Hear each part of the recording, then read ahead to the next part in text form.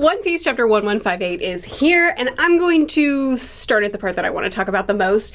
Harold and Rox are a fantastic duo. Their relationship, what has built up of their first meeting slash clash slash tenuous friendship, real strong respect, especially from Rox toward Harold, but really both of them do have a respect for each other. Building into what we got in this chapter has turned into something that I'm shockingly invested in, and my heart broke this chapter because of these two. It breaks my heart that Harold actually attacked Rox. I wasn't sure how it was gonna go. I feel like though I'm very invested in these two, I still don't know them well enough to really be able to predict exactly what's going to come, especially from Harold. So first of all, when I saw the clash, I got pretty excited because the clashes between these two look so awesome. Even though there's such a massive size difference, it always is so powerful between the two of them. But then I realized what the context was, and I was sad. I don't want Harold to have turned on his friend, and I get it. I understand what Harold is saying. Truly, the difficulty of the fact that the Elbaf warriors were these monsters of sea and have caused so many years of damage to people and to civilizations. And so those civilizations, not all of them are just going to say, okay, we're allies now. We've seen plenty of that. We've seen plenty of people see the change in the Elbaf warriors, accept their aid and their help, and ally themselves with them. Harold has done an amazing job of turning himself around, turning his people and his country around, and creating these relationships where they truly depend on each other. I mean, he's been so successful in his bid for peace. But the reality is, not all humans are going to function that way. Not all humans are going to just accept, okay, you're a different people now. Some of them are going to say, you know, you are a good man, Harold, but we've been raided by the giants in the past. Fear is not so easily wiped clean from the nation's mind. I'm sorry. This is so true. You know, like this is a truth. This is a reality that Harold would have to face. Even though they can see that Harold is sincere, it doesn't change the damage that's been done and the reality that fear isn't just washed away with such simplicity. And so Harold feels that he needs to do more, and he feels a little bit backed into a corner. He feels like this is allying with the world government really is the only way. And this is such a tragic scenario because Harold is a man of honor. In so many scenarios we've seen that to be true. And so now he's in a position where he says, for my people, I must betray a man that I truly respect. Because I really do think that he does. I know for a fact that Rox respects him.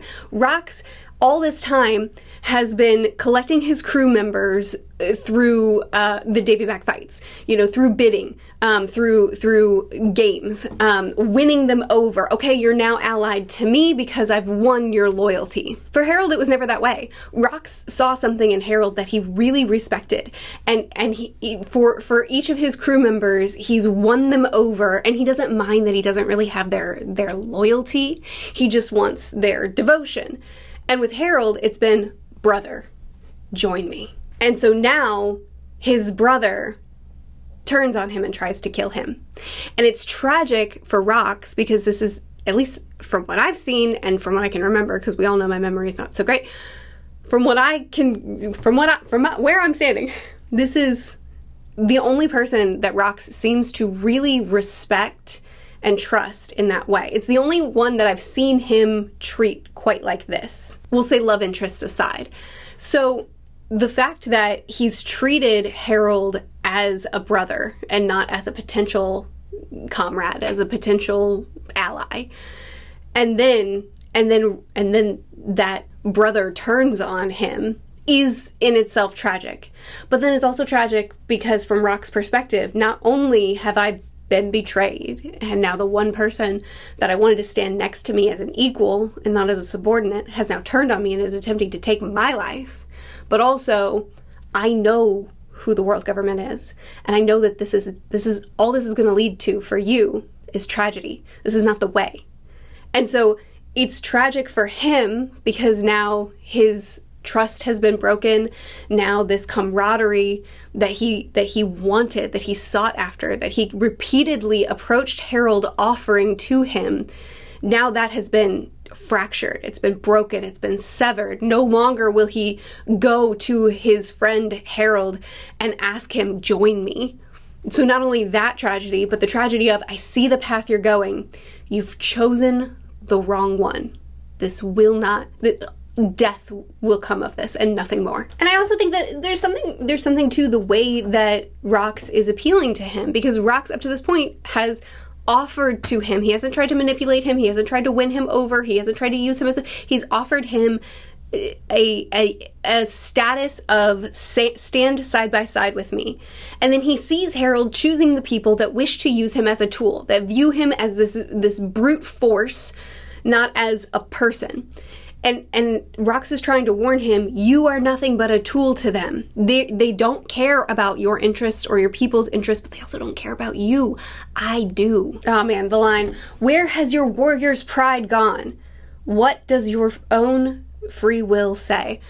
He's appealing to what is inherently true about Harold. He's appealing to what he knows about who Harold is. It's just so difficult because, neither one is they're pirates. Like, neither one is just like this perfect beacon of, morality that we should all follow and say, yes, your plan is best for the world. It's not like that. But just on a very human level, they're both right to an extent.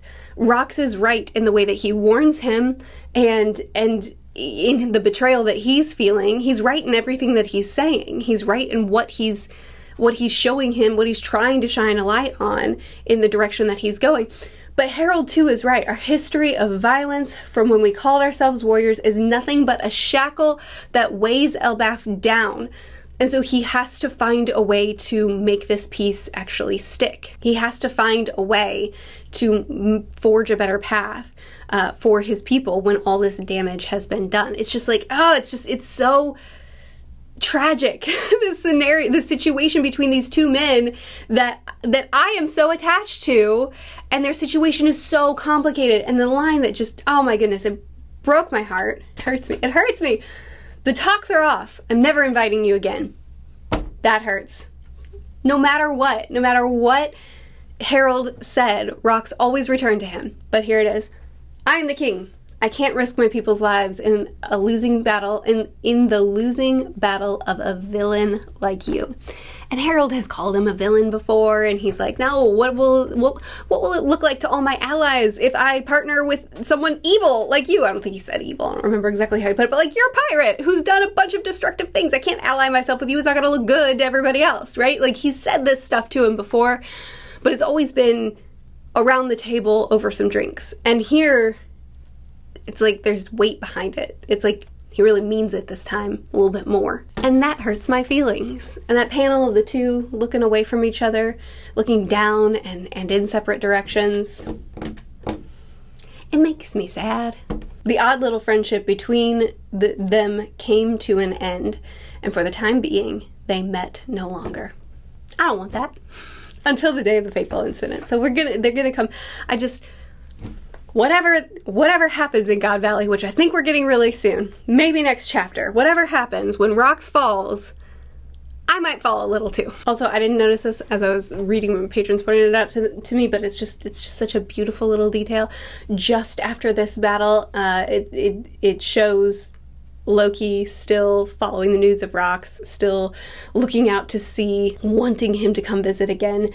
And he doesn't want to hear that Rox isn't coming again. And you can see Ida, you can see Ida offering him a juice box, trying to be there for him. And he tells her to shut up, calls her an old hag. And, well, she says Rox isn't coming, and then he says that. And then she asks, do you want a box of juice? And you can see, like, the anger and the frustration still there. And then, like, a very, very small, yeah. And I didn't notice this, but my patrons pointed out that he's probably not super obligated to keep showing up at her bar, but he does. That's where he chooses to wait. And maybe it's because Harold shows up there a lot. But even if that is the reason why, he still accepts, the juice box from her. He still Even though he's still harsh and he's still gruff and he's still not kind to her, he's still mad. He's such a mad, rejected little boy. Also, accepting little gifts like that, it is meaningful for a kid, especially a kid as guarded and isolated by choice as he is, you know, as a method of self-defense. The fact that he is saying yeah to that, I don't know, it just says a lot about kind of the trust that he's garnered, even if he won't show it. All right, now let's talk about some of the other stuff. I don't like the simping gag. I'm sorry, I don't mind a simping gag. It's all over One Piece. It's not a problem, in moderation, but Oda's really, really, really leaning into it lately with Shaki and all the things around the Kuja pirates. Is that what they're called? I can never remember. I will say, like, Roger standing at the railing, super pouty. It is pretty funny. But the extreme over the top, you know, Shaki is like, I'm not gonna serve food to you. It's fine, just give me the cheap whiskey. Here you go, it's the best whiskey in town. Like, not even trying to cover it up, and everybody's just like, oh, Shaki, great. And then Roger coming in and being so extreme over the top. It's funny in moderation, but getting it for chapters on end and getting it from every single, I get it. That's what these women are. They're the most beautiful women in the world. Everybody loses their mind around them. Like, I get the bit. I'm just saying that, like, at some point I start saying, you know, stop it. You know, get it together, lads. You're embarrassing yourself. You're embarrassing me. And maybe if we took it down like 3 or 4 notches, then I would probably jive with it a little bit better. It's a preference thing, I know. I do really like, though, the conversation that Rayleigh and Roger had, where Rayleigh was like, you know, it's like kind of awkward, this note thing that I've been hanging on to. So, like, how am I supposed to have this conversation with you? And it comes, I thought that Rayleigh would tell him, I know you're in love with her. It's awkward that she's after me, and I don't really want to cause friction between you and I. But instead he's like, I don't know, I don't really feel like being tied down. Like, he's just, his reason was just,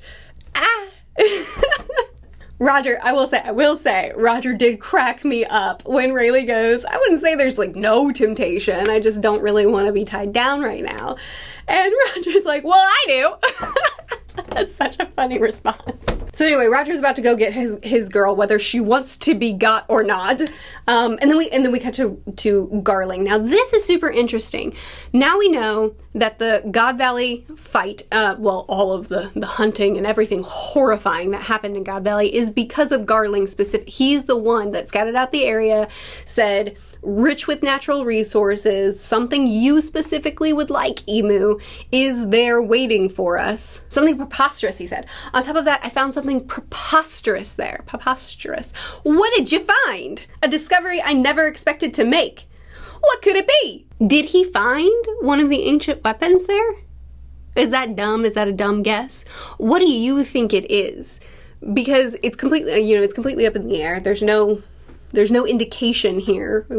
All we're left with is, you know, wild guessing. So what's your wild guess? Because I don't know what it could be. A devil fruit, but if it were, then he would just take it, one would think, if he could, if that were accessible. But he sets up the games. Like, it seems to be something that's inherent to the landscape, one might think. The Great One will be very pleased with it, I'm sure, which makes me think that it might be an ancient weapon. I mean, obviously there's not one there now, but they might have gotten a hold of it. Or maybe it's resources so that they could get Vegapunk to work on, you know, everything that we saw on Egghead. Therefore, I strongly recommend God Valley for our next competition in 2 years' time. So they have a scheduled competition. It comes about over, you know, this many years. And so he's like, this has to be our next spot so that we can kill everyone and take their land, and whatever it is that is on the land that is a surprising discovery, you know, Emu's gonna want to see this. What? But something that I do want to point out, because then we get, the next page is just a whole lot more of like the, Shaki, oh, I'm dying, you're amazing. But the thing that's important in this section is the way that Rox responds. So Rox was previously charmed by Shaki just like everyone else, but now he's just kind of like treating her like a person. What a wonderful thing. And she's like, what's going on? You know, why am I not getting so much attention from you? Why does your interest seem to be dipped? And apparently he seems to have fallen in love. He's a new dad, and he seems to actually care about his family. Stussy says it's not just a woman that's the face of a new father, so we know that Blackbeard has been born, and we know that there also is a woman that is in the picture that has made his eyes for Shaki dull. You know, he doesn't look at her the same way that everyone else does, assumedly because his heart has turned toward the woman that he's with. And I think that that's important because Garling, too, he picks out his land in God Valley, and then he has some kids on God Valley. They're on God Valley, and there are children born. Now, the way she's acting and the way she looks, even though we don't see her face, this is Shanks and Shamrock's mom, but the way she's kind of carrying herself and the way she's dressed and with the lack of chains anywhere, it appears that she is here of her own free will. One might think. I'm speculating. But you know, her clothes look new. They don't look like they're worn, like they don't look dirty, they don't look torn. It doesn't look like she's in captivity. So one might think that she too is a celestial dragon. Everyone around here is happy for her, they're complimenting her, they're not treating her like cattle, they're not treating her like a low-class citizen. So I don't think that this is a Ginny situation, is what I'm saying. Speculation, it could go another way, but that's not what it looks like here on the surface. However, I do think that Oda tends to be, when he does two of the same thing in one chapter, he's usually saying something, he's usually tying them together. And we had two births mentioned in this chapter. We have a man who truly loves someone enough to turn away from the woman that gets everyone's heart, and who seems to actually really care for his kids. And then we have a man who we all think is probably scum, not really even a probably, Garling, he's proven himself to be scum, who has also had kids. So it could very well be a parallel, you know, between the family dynamics. We might get a glimpse of a loving father and a very cold father, a warm relationship and a more transactional business relationship. We'll see. It may end up being nothing, but the fact that the two children were born in the same chapter has me thinking that Oda might do something with the two fathers and the way that they respond to their families. Tons of speculation happening here. It could be none of these things, but you know, I'll talk about it a little bit because two babies were born in the same chapter. 3, technically. But anyway, my first instinct, my first thought when I considered the birth of Shanks and Shamrock and the birth of Blackbeard, my first thought was, oh no, we have another Ginny situation. Probably Rox has fallen in love and Shamrock has taken I don't want to say bride even, but you know, that was my first instinctual, like, this is the parallel we're doing here. But I actually, looking more closely at Shanks's mom, it doesn't appear to be that so far. Shaki really does command a strong presence and a strong respect from everyone who's falling all over themselves for her. The fact that she can draw so many different pirates with so many different backgrounds and rivalries and put down her foot and say there will be no fighting here, and they all honor that, is very interesting to me. It's also interesting to me that in the same chapter, Oda drew Rox and Harold having this big falling out, which is devastating, and he drew them facing opposite directions, looking down, very similar to how he's drawn Rox and Roger. We know these two have a rivalry. We know these two absolutely can't stand each other. When they see one another, they instantly, you know, shout each other's names and get ready to fight, even though they keep it calm in front of Shaki, because that's what she said we do, so we do it. Clearly, when they're away from her, I mean, it says it right here, at sea, it was a different story. I want to say because Oda drew these two the same way he drew Harold and Rox after their falling out, I want to say it's possible that these two were once brothers. Not truly, but, you know, friends. They were once very, very close friends, really respected each other. Maybe there was a betrayal. Something happened that made them now at odds with each other. Not like your standard rivalry, but actually there's a lot of hurt there that's driving this anger. Again, lots of speculation happening here. I'm really reading into the way that Oda is drawing or framing things, but that's what comes to my mind with these two, since he's drawn them the same way that he's drawn Rox and Harold in the same chapter that we get Rox and Harold's fallout. It makes me think that these two were once very close friends, that they were once nakama in one way or another, and that's really what drives their rivalry. But still, before we actually get to the God Valley incident, I imagine before we get to the God Valley incident, we have to see Shaki and Rayleigh have a conversation, you know, like she leaves him a note. She's like, hey, come find me. We find out that she is like, she's excited to see Roger because Rayleigh might be there. Rayleigh actually stayed back on the boat, and then she passes out from love sickness, you know, like it's the illness is advancing.